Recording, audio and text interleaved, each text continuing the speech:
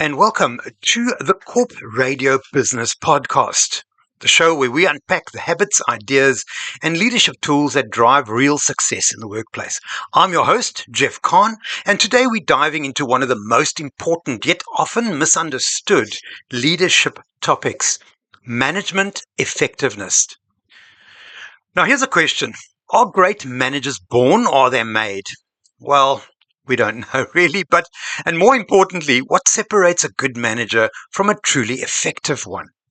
Because let's face it, managing people isn't about ticking boxes, hitting targets, or conducting performance reviews. No, it's about getting results through people. And that's both an art and a science. In today's episode, we unpack what management effective really means, explore the common pitfalls that hold managers back, and outline some of the few simple but powerful habits that can make you a more effective leader, starting tomorrow morning. So what is management effectiveness? Let's start with the basics. What exactly do we mean by management effectiveness? At its core, it's the ability to deliver results through others while maintaining motivation, morale, and trust. That surely is an art. It's that sweet spot where productivity and people intersect. So, you can think of it like this. Being effective as a manager isn't about how busy you are. It's about how much progress your team is making. It's not about control either. It's about clarity. And it's definitely not about being anyone's mate or friend. It's about being the person who helps others succeed and grow. So one of my favorite examples comes from Satya Nadella, the CEO of Microsoft. When he took over in 2014, he didn't focus on driving harder results right away. Instead, he focused on shifting the company culture from a know-it-all to a learn-it-all mindset. By encouraging curiosity, empathy, and learning, he made managers across Microsoft much more effective, not by pushing them harder, but by helping them lead better. The result?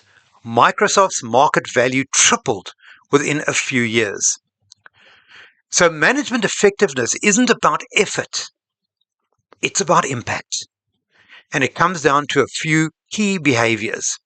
So let's look at them. Number one, setting clear goals and expectations. Number two, communicating openly and consistently. Making decisions based on data and empathy. Number four, delegating smartly. Not just assigning tasks, but developing people, challenging them. And finally, giving constructive feedback that helps people grow. Now, isn't that incredible? We can look at that and say, wow, maybe I've been doing this wrong. So what are the two common pitfalls? Of course, knowing what makes managers effective doesn't mean everyone gets it right. In fact, most managers struggle with a few common pitfalls, and being aware of them is the first step to avoiding them. A good trainer in America once said, if you're right as a manager 51% of the time, you're doing well. Yeah, so what's the first big one? Micromanagement. It often starts with good intentions, wanting to make sure the work is done well, but it quickly kills trust and initiative. And when people feel watched or second-guessed, they stop thinking creatively and start doing the bare minimum. It's a human behavior thing. The second pitfall is focusing on short-term tasks instead of a long-term goal. It's easy to get lost in the daily grind, the emails, the meeting, the quick fixes, and forget to ask, are we actually moving this business forward? So effective managers keep their eyes on the bigger picture. The third one is avoiding difficult conversations. Now, here's one for the ones that understand human behavior. So having an amiable type of manager will tend to avoid difficult conversations. Some managers shy away from giving honest feedback because they don't want conflict. But avoiding tough conversations does not protect your team. It prevents them from growing. And finally, ignoring team well-being. This is seriously important in today's corporate world. A manager who only measures output without understanding the workload or morale eventually burns the team out and themselves. Remember, people have lives outside work too. Hey, there's a lot of stress out there as well. So if you don't recognize any of these patterns, don't panic. They're common and they're fixable. The key is to replace them with better habits, which brings us to our next segment, building effective management habits. All right, let's talk about what works. How can you start doing today? What can you start doing today to become a more effective manager? Well, here are a few habits that separate average managers from outstanding ones. Number one, set clear, measurable goals. When expectations are vague, performance suffers. Use frameworks like SMART goals, specific, measurable, achievable, relevant, and time-bound. Clarity creates confidence. Also, get people into a habit of doing these things. Number two, create a regular one-on-one rhythm. One of the best tools in any manager's toolkit is the weekly or bi-weekly one-on-one, or that management by walking around. It's not about status updates, it's about connection. Ask questions like, what's blocking your progress? Or what can I do to support you better? You'd be amazed how much insight you will gain. Number three, empowerment. Don't micromanage.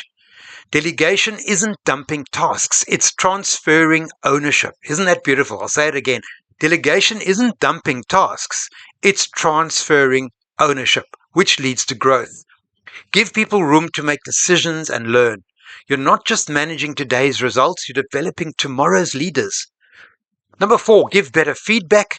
Use simple models like SBI, situation, behavior, and impact. For example, in yesterday's meeting situation, you interrupted the client a few times, behavior, which made it hard for them to share their full perspective, impact. Clear, specific feedback is respectful and actionable. Number five, build emotional intelligence. Finally, the best managers understand people, not just progress. Empathy, listening, and emotional awareness drive loyalty and performance far more than authority ever will. So here's your challenge for the week, guys. Pick just one of these habits and practice it intentionally, whether it's giving clearer feedback, delegating smarter, or holding a better one-on-one. Small, consistent improvements compound over time. In the next podcast, we'll talk about how to measure management effectiveness and a few other things, and I'll share a quick tool that you can use to evaluate your own leadership style. Thank you for listening, and this is Jeff Kahn. We'll see you soon again.